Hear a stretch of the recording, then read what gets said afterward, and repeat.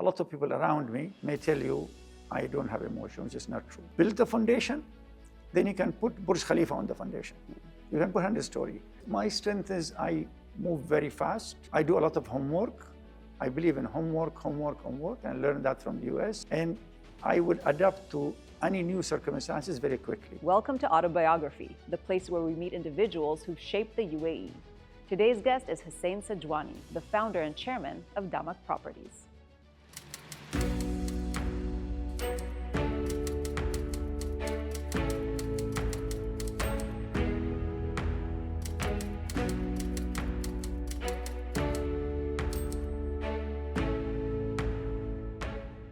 Hussain Sajwani, thanks so much for joining us today on Autobiography. You're welcome. It's my pleasure. You grew up in a very different Dubai, before the skyscrapers, before the global city that we know today. Can you take us back to the days of your childhood? I think I grew up in one of the most unique cities in the world. 70 years ago, before I was born by 1 year, no water, no electricity, apart from towers and buildings, probably maximum 2-story homes. Then in the 80s, we saw Trade Center, 30-story building. Sheikh Rashid had a vision. I think that was the tallest building in the Middle East, what Sheikh Rashid has done. And his son, of course, as a visionary, as a father, did the tallest in the world, Burj Khalifa. So seeing literally in 50, 60 years, between almost, you can say, 0 or 2-story homes into the tallest tower, not in the world, but hundreds and thousands of towers, and some of the most beautiful towers around the world. And Dubai is not only towers. Dubai has its culture, it has a museum, it has beautiful beaches. I think Dubai today has some of the best restaurants in the world, entertainment, apart from safety and security. So really it's been a very, very exciting number of years. And I remember going to the States as a student, coming back and seeing more buildings and more buildings. The first thing you mentioned is no running water and no electricity. Can you share, do you remember growing up as a kid, what was the main attraction? Of course, as a kid, they were very little. But I remember when my father bought the first air conditioner, and 7 of us had to sleep in the same room, especially July, August, because you could not afford to have, actually, even it was electricity load would not allow us to take more than 1 AC at the home. And I can remember when I was 6, 7 years old, and my father bought a second-hand Land Rover from the British Army. In those days, you have to use the handle to start the car. The British Army was in Sharjah based for a long time. And of course, on the Independent Day in 71, the British Army, took the base out. And I remember 71, when I was in high school, and going and seeing the 6 leaders of UAE, 6 sheikhs, signing the document of independence with the British ambassador and the British delegation. And it was a very, very memorial day for everybody, for us. Was it a boys-only high school? Yeah, of course, indeed. And this is the norm? Yeah, it was only boys' high school, and that was the norm. But also, I put my daughter in only girls' high school. But I tell you a story, when she graduated from high school, I told her, where do you want to go, US or London? And she was kind of shocked that, and I said, listen, I raise you, I give you a good education and a good ethics, and now I'm trusting you, you can go wherever you want. And she picked to go to London, studied at UCL, and LSE, had a master, and I'm very proud of her. When you grew up, your father had a watch and pen shop at the souk, which you were active in, you helped at, and perhaps that was the first business experience for you. From the age of almost 7, my father would take me to the shop every day from 3:30 to 7:30. I know, of course, at times I didn't like it as a kid, and I don't hide that, but that was the best experience, honestly. Why? Meeting traders, Indians from Pakistan, from Iran, from Arab countries. There were not much of European, but mostly Middle Easterns. And discussing with them, show them the goods, sometimes negotiating with them. It's an experience you learn at that age that you can never learn at that older age. So you say that's the time you learned maybe about different cultures and some of your negotiating skills, maybe at the age of 7? At the age of 14, my father kept me in charge of 4 shops in Dubai and took the family to Iran, to Tehran and Shiraz for holiday. This was a destination of holiday in those days. And I managed the 4 shops for about a month. He came back spend with me 4 or 5 days, hand over to him all the accounts, the cash, everything else. And then I flew to Iran, spent 3 weeks with my family, taking them from Shiraz to Tehran, and then bring them back from Tehran to Dubai. You know, a number of years ago, my third son, Abbas, wanted to go to New York, and he was about 14 years old. And my wife objected that. How could a 14-year-old go to New York alone?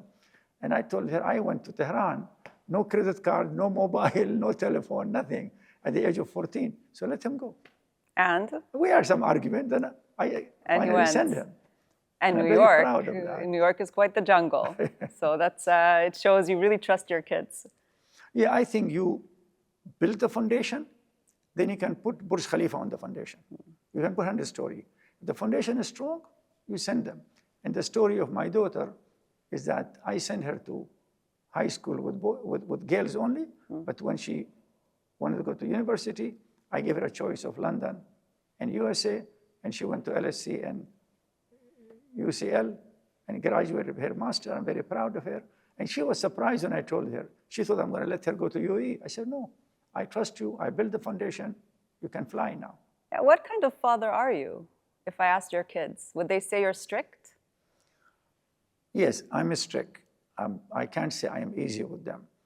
But I treat them, especially at a certain age, like friends. I ever believe we have something said in Islam a long time ago. Treat your kids the first 7 years, play with them. The second 7 years, put them at discipline, and after that, as a friends. So I apply that. The first 7 years, they're a kid. You play with them.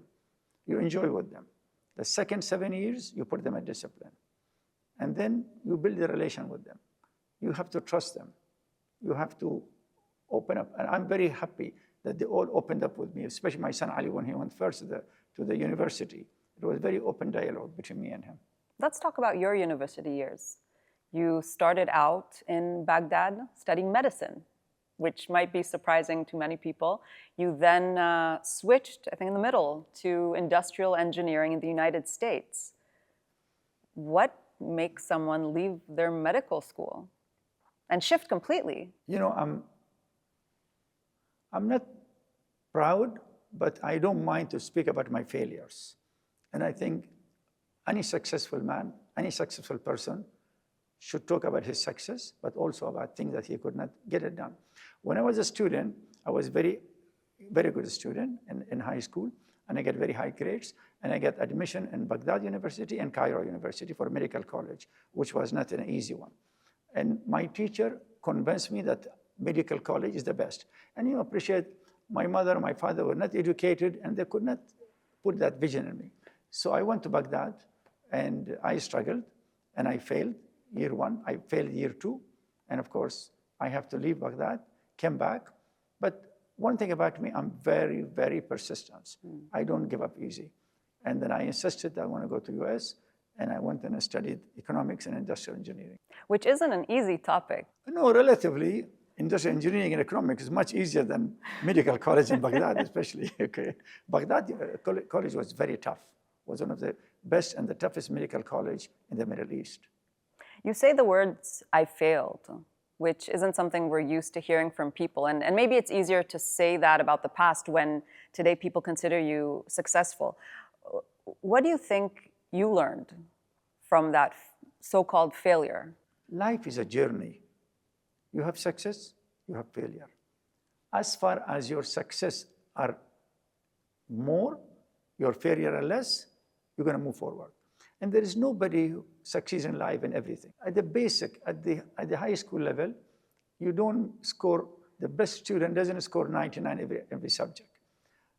The most important thing, you admit with your failures, you learn from them, and you fix them, and you don't repeat them. They say you learn much more from your failure. Of course. I always tell my management team, make as many mistakes as you want. Don't repeat them. Admit, fix them, don't repeat them. Okay, industrial engineering then, back to your path. Let's talk about venturing out into your first business. Everyone knows you as first going into catering, into the food business. Was this a passion of yours? Was this an opportunity you saw? You know, my first business started actually before that. I was a student in America, Somebody tried to sell me timeshare, $5,000 for a week. I didn't have $5,000. I liked the idea. I spoke to my teacher. I made a research about it. Then I picked the largest company in timeshare. I took their franchise, and I came in July, August, and summer to Dubai, went knocked door to door in Jumeirah, selling timeshare. I was a timeshare salesman, and I sold a number of weeks. I made $25,000. From that $25,000, when I graduated, then after a year and a half, I used that for establishing a catering company. So when I graduated, I worked for Abu Dhabi Gas Industry for 2.5 years. While I was employee there in my second year, I established my catering company. Then I resigned, and from there, you know the rest of the journey. And it seems like you've tasted many different industries. You said oil and gas, initially timeshare, then going into catering. Today, of course, we know that your eyes are on tech. Real estate is what your name is synonymous with. Would you say adaptability is probably your strength? Yes, my strength is I move very fast. I do a lot of homework. I believe in homework, and I learned that from the US. And I would adapt to any new circumstances very quickly. And I don't mind the change. I don't mind the change as far as good.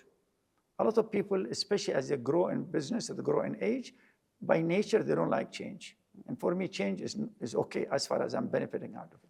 So let's talk about the circumstances that enabled DAMAC to be born in 2002. What led to this decision to pivot then again from the catering business to something completely different?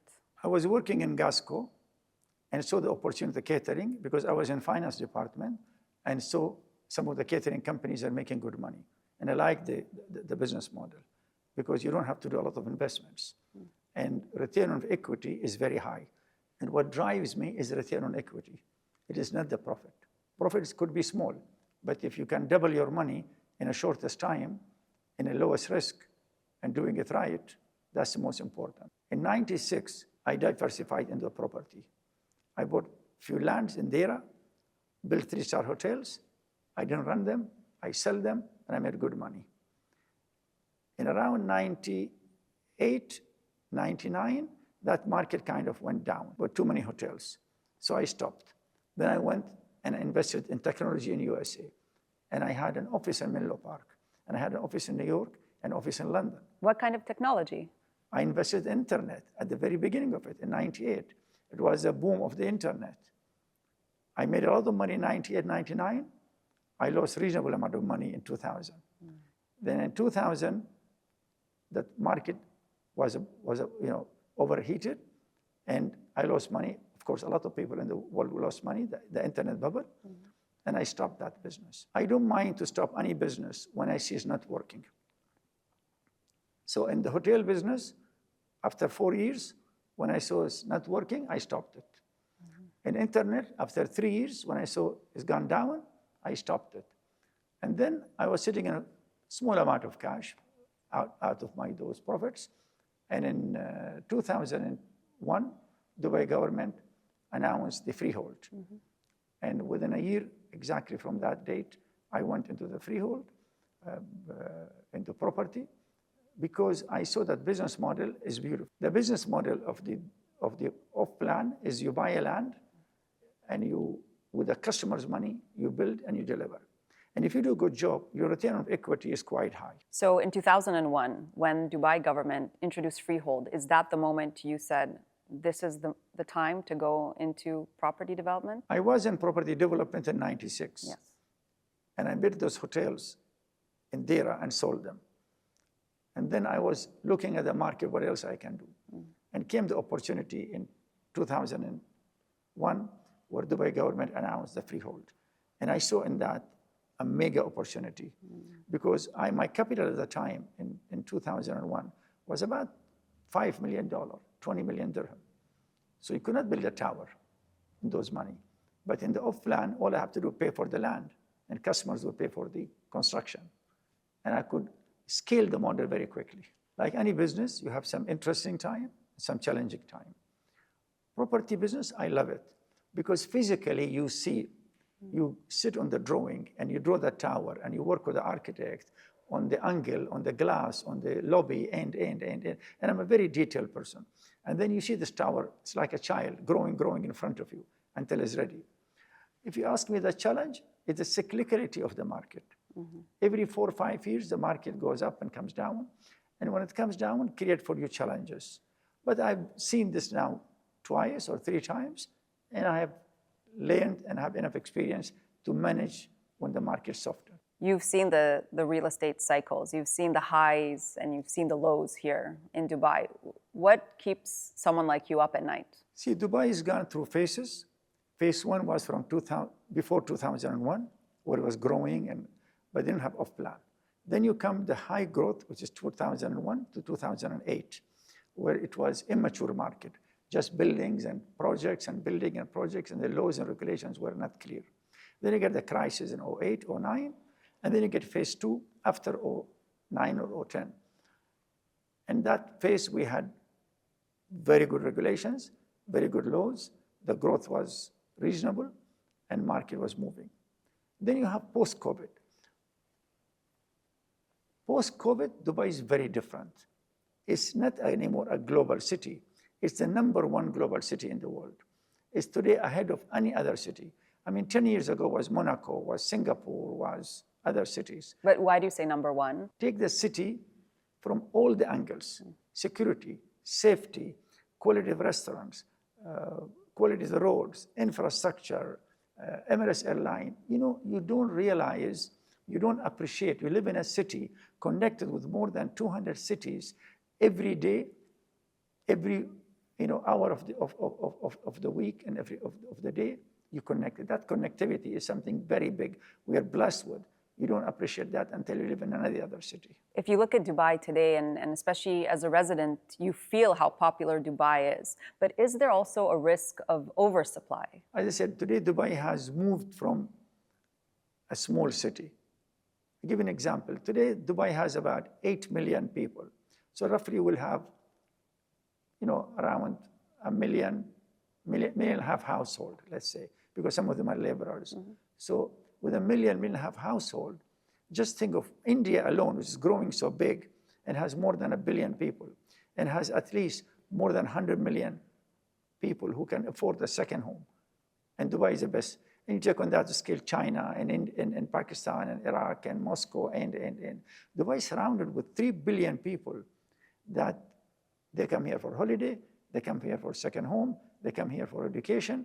So Dubai is at the very beginning of the growth. And Dubai the very is still, beginning. Yes. Dubai is still a tiny compared to the world around it.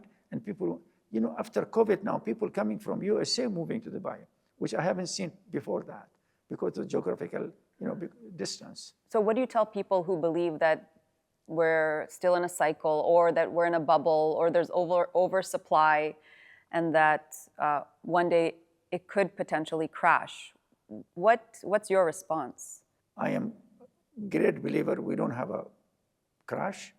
We're not in a bubble. We are in a real growth because here is a real customer coming from overseas and buying and living in those homes. And yes, we have a short of supply today. Yes, in 3 years, maybe the gap will be a little bit less, no question about it, but we are no way, in a bubble or in a crash situation. And I always ask this, so I will ask you as well. Is it a good time to buy? Is it a good time to invest in Dubai? Depends what you want. What is your capability? If you want to come and in your pocket is a $50,000 and you want to pay deposit and you want to flip the unit, don't do that. If you are a true investor, if you are a long-term investor, you want to buy a place for yourself, by all means. You recently made global headlines standing next to President Donald Trump when he was president-elect, vowing, pledging $20 billion in US data centers. Why pivot to data centers, and then why make that big investment now? People who don't know DAMAC think DAMAC is a property company. We actually are beyond property company. We are a property company. We own Roberto Cavalli, the fashion house, and DAMAC Capital is one of our biggest vehicles. And we invested in more than 100 funds in USA, China, and Europe. We are invested in some large companies like OpenAI, xAI, SpaceX, and a few others.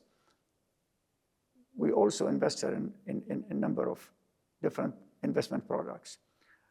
We got into the data center in 2001 when we saw the opportunity of that after COVID, the data center will have a big growth. Again, you get to believe I'm not only, yes, I work hard, but I'm lucky. And the AI subject came only 2.5 years ago. So this was during COVID that you saw an opportunity? Yeah. We saw the opportunity during COVID. We got into first 2 data centers in Saudi Arabia. And then with the AI, it's been growing very fast. We have today 15 data centers in Thailand, Malaysia, Indonesia, Turkey, Saudi Arabia, Spain, Greece, Athens, and now we're going into US and Finland. And who are the clients? The clients are mostly hyperscalers, will be Microsoft, Amazon, Google, those guys.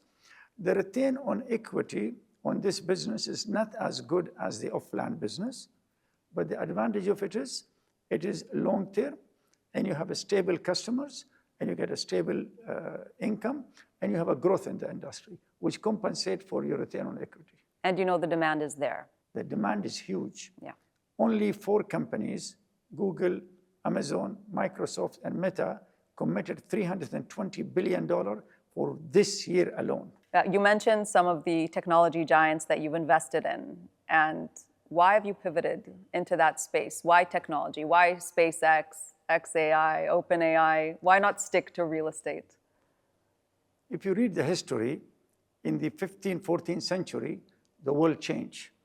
And the famous kingdoms or the empires of Turkish or Arabs or Persian were gone, and the British Empire came. A small island controlled the world. They controlled America. They controlled India, which was 20 times of their population. They controlled it because they were ahead in technology, because they invented or they used the machine, and of course the rifles and the guns and all that which came with it. Today, I think the human history is going through that change.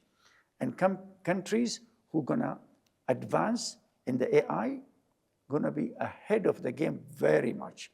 And the gap gonna be huge between what it was between UK and some of the countries in Africa over the years, okay, and much bigger. So I see the focus on AI, the focus on technology, and I think we're very lucky in UAE that our leadership is moving in that direction, and it's quite advanced in that direction. So embrace technology, and if you can, invest in technology. Indeed.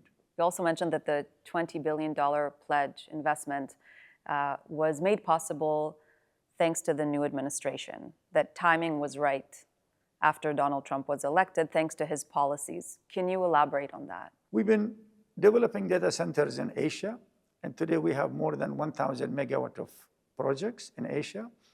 We focus also a little bit on Europe in 23, and in middle of 24, we are planning to look at America. And Donald Trump, being a president, naturally, and as you see, he has more open, friendly policies toward the business. We have big plans for USA. Right. So if someone asks you, where is the most potential right now? What's your answer? USA. The volume, the sheer volume of the business and the magnitude of the investment in US is far, far bigger than anywhere else in the world, in the data center. And in property? Property, we will remain focused on Dubai. I think we have built a business here, and we are one of the largest. We have the team, we have the experience, we have the land bank, so our focus is going to be on Dubai. And how much more can Dubai grow? I'm asking that again. As I said, there are 3 billion people around Dubai, and at least there are a few hundred million wealthy people around Dubai, stretching from Tokyo to London, from Moscow to Nigeria, to New York. And believe it or not, a lot of them want to come to Dubai and reside in Dubai and visit. I will say your branded residences are the ones that have really caught attention. Do you see an appetite for these type of residences? I was the first one and a pioneer to bring the designer house as an apartment building. And we brought Versace, we brought Cavalli, we brought Fendi. For us today as a DAMAC, we feel our brand has reached a level and exclusivity that we don't need any other brand to associate it with. I mean, I'm not saying no, but I think our brand is sufficient enough to sell on its own from the quality and the standard we have reached over the last 20 years. I want to talk about your family a little bit because you are ultimately a family business and your children are taking very much center stage.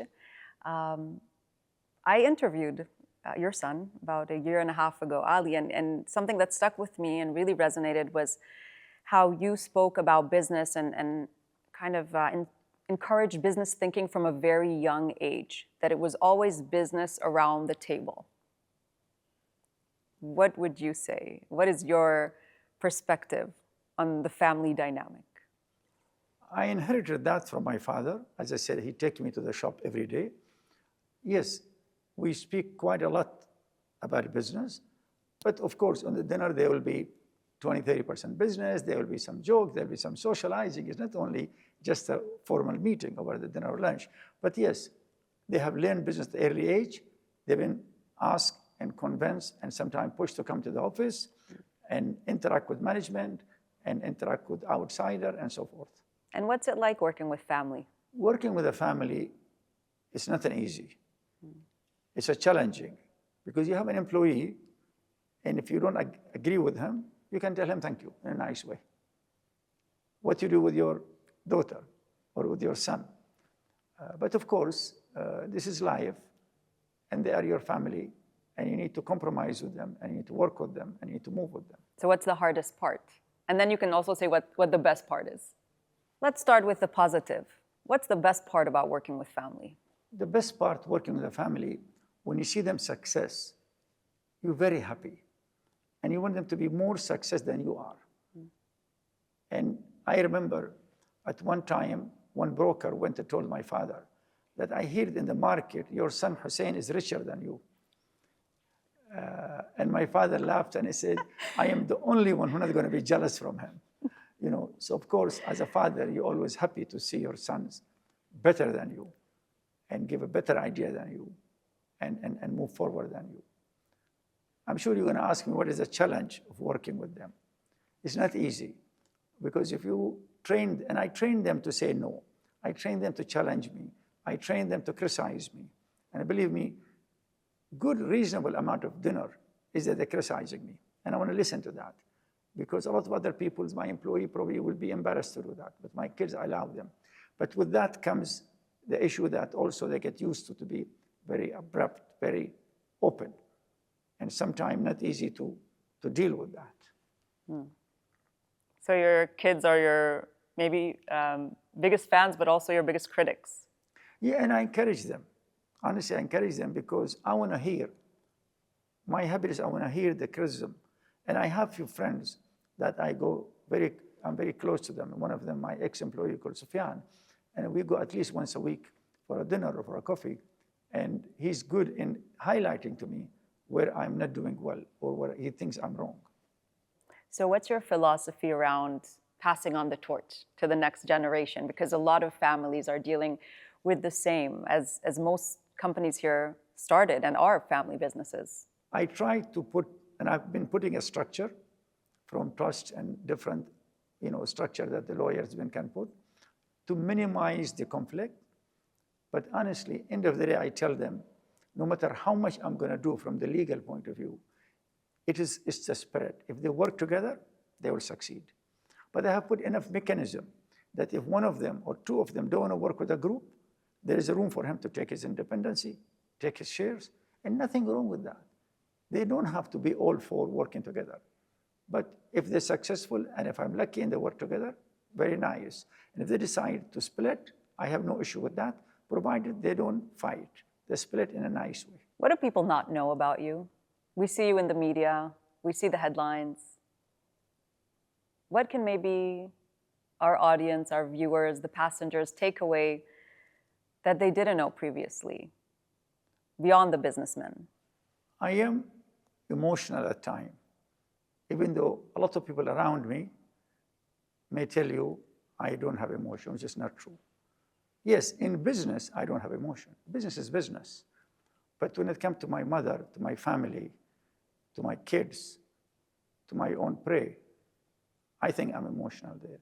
And people don't see that. And for me, it's not important that they see or they don't see. That's very personal. You're maybe softer, if I can translate to what I understood, than what some people in business might think or feel. Yes, you can call that. You can say that. Well, Hussain Sajwani, it's been an absolute pleasure speaking with you today. Pleasure is mine. Thanks a lot.